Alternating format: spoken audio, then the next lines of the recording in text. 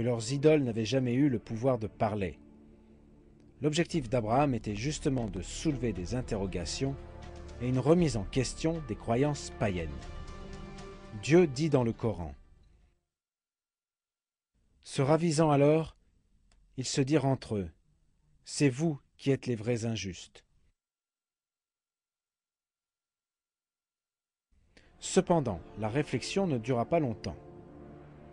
En dépit de ce que l'acte du prophète Abraham permit de faire comprendre, les païens continuèrent à le rejeter. Et ce, afin de maintenir leur système de croyance adapté à leurs intérêts terrestres éphémères. Cette fois-ci, les polythéistes décidèrent d'user de violence. Ils élaborèrent un plan cruel. Ils voulaient se débarrasser du prophète Abraham en le jetant aux flammes. C'était sans compter l'assistance de Dieu, telle qu'il l'a assurée à tous ses messagers. Il ordonna aux flammes d'être source de fraîcheur et de paix pour son messager. C'est bien là un miracle de Dieu. La cruauté des polythéistes est dans ces versets ainsi que l'échec de leur plan.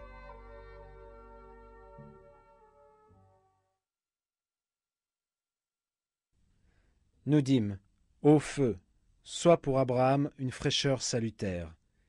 Ils voulaient ruser contre lui, mais ce sont eux que nous rendîmes les plus grands perdants. Et nous le sauvâmes, ainsi que Lot, vers une terre que nous avions bénie pour tout l'univers.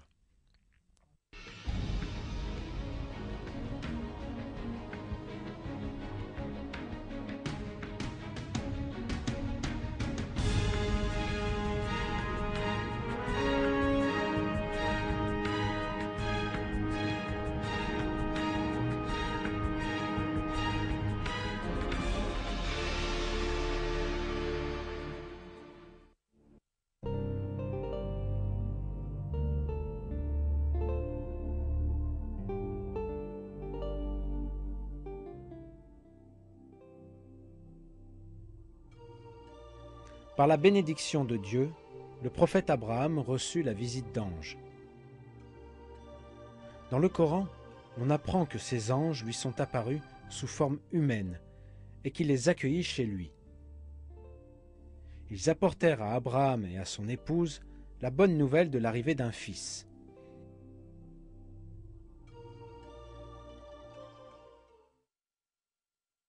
Quand ils entrèrent chez lui et dirent « Salam », il dit: « Nous avons peur de vous. » Ils dirent: « N'aie pas peur.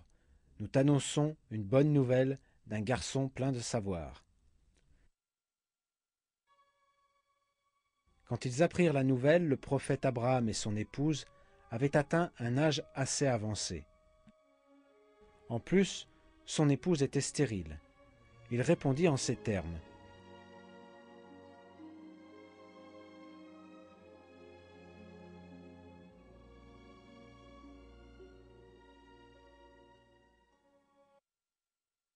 Il dit: « M'annoncez-vous cette nouvelle alors que la vieillesse m'a touché? Que m'annoncez-vous donc? » Ils dirent: « Nous t'annonçons la vérité. Ne sois donc pas de ceux qui désespèrent. »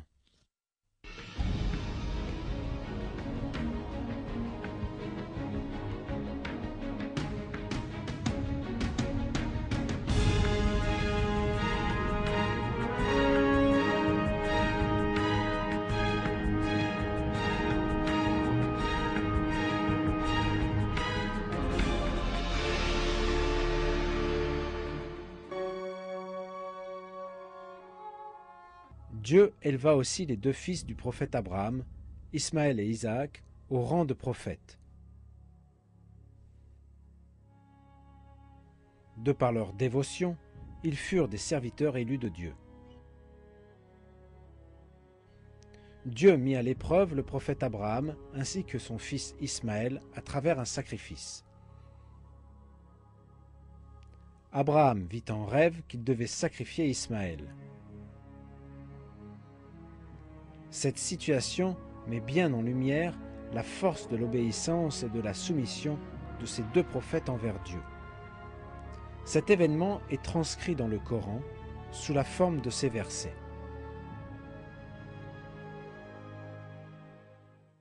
Nous lui fîmes donc la bonne annonce d'un garçon longanime. Puis quand celui-ci fut en âge de l'accompagner, Abraham dit : « Ô mon fils, je me vois en songe en train de t'immoler. Vois donc ce que tu en penses. » Ismaël dit : « Ô mon cher père, fais ce qui t'est commandé. Tu me trouveras, s'il plaît à Dieu, du nombre des endurants. »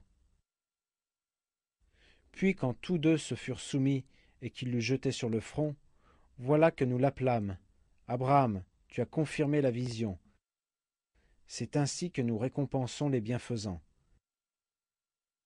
C'était là certes l'épreuve manifeste, et nous le rançonnâmes d'une immolation généreuse.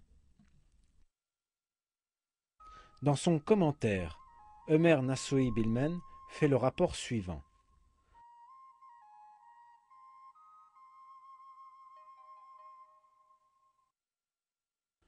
Le prophète Abraham et son fils obéirent et se soumirent au commandement de Dieu. Le prophète Abraham plaça la tête de son fils de côté et accepta de lui trancher la gorge. Il avait compris que son rêve était un commandement divin. C'est pourquoi il s'empressa d'accomplir son devoir. C'est là la preuve d'une grande force et d'une obéissance sans faille à Dieu. Ensuite Dieu le bénit, lui ordonnant de sacrifier un animal à la place de son fils, lui épargnant une tragédie.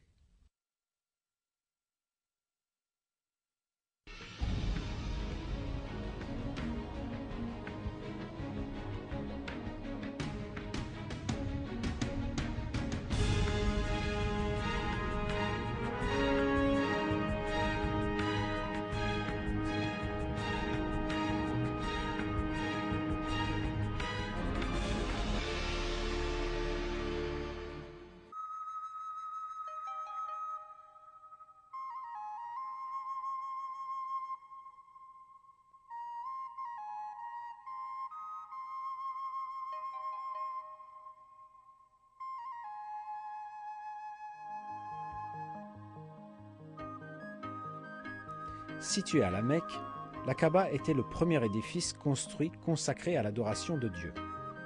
Ce furent le prophète Abraham et son fils le prophète Ismaël qui la construisirent.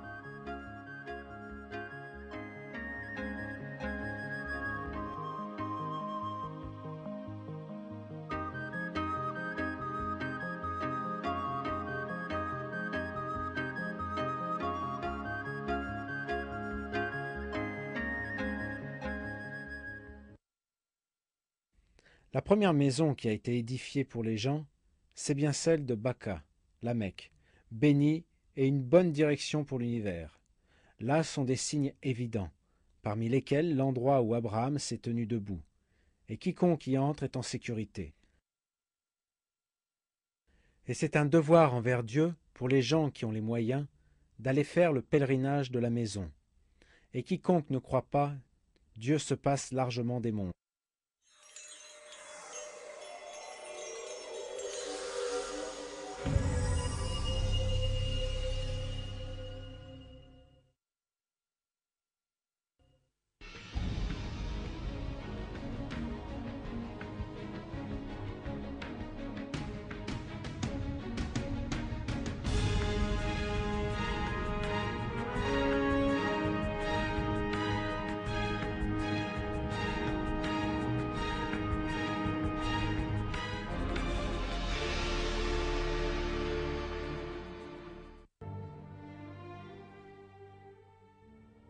Abraham était comme tous les prophètes.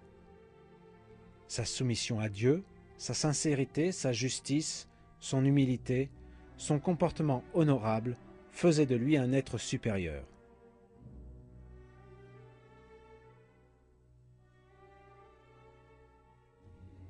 De nombreux versets du Coran le louent et le désignent comme modèle pour tous les musulmans. Le prophète Abraham, l'ami privilégié de Dieu. Qui est meilleur en religion que celui qui soumet à Dieu son être, tout en se conformant à la loi révélée et suivant la religion d'Abraham, homme de droiture? Et Dieu avait pris Abraham pour ami privilégié.